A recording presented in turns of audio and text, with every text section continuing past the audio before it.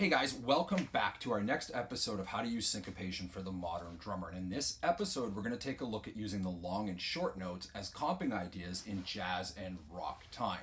Now, like the first episode, we are going to need to use the swing interpretation. Let's check out the way the book is written. I'm going to give you the first two lines just against a quarter note on the bass drum, 2 and 4 on the hi-hat, just read the way it's written in straight eighth notes.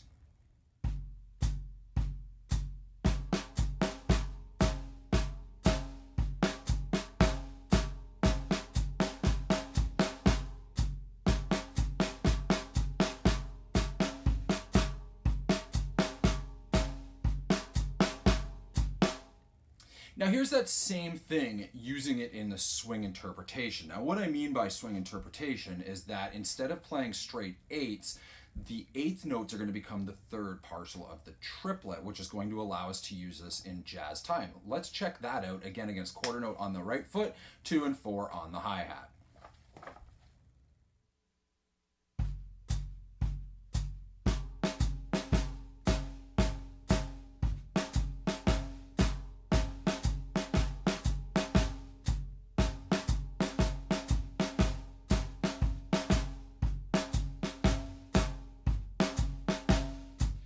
Okay, so to put this into practice, we're going to use jazz time with the right hand, 2 and 4 with the left foot.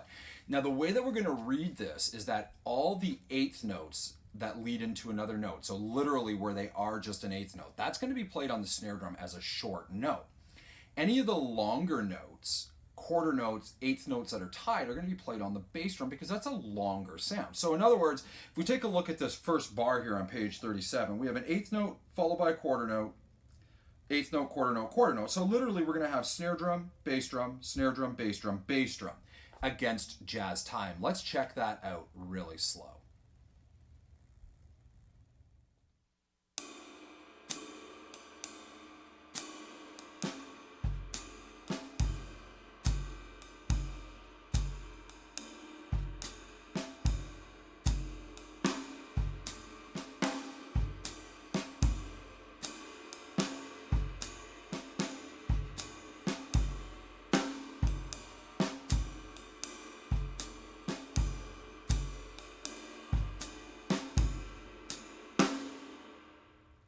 Let's see what that looks like up to speed.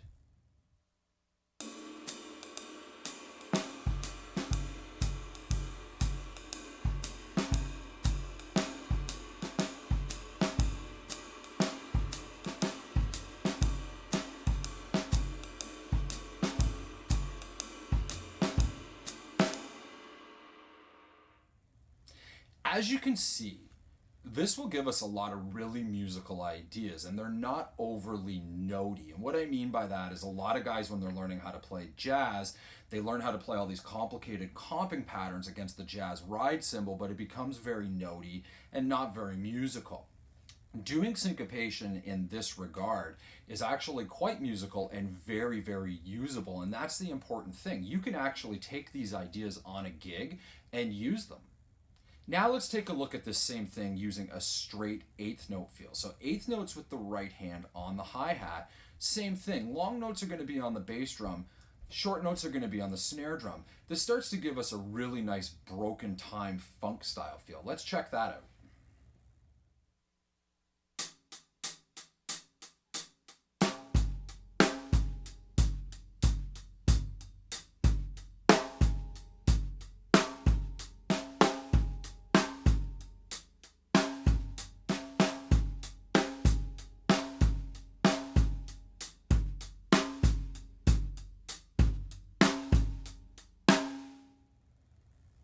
And again, guys, up to speed. Let's speed this up a bit.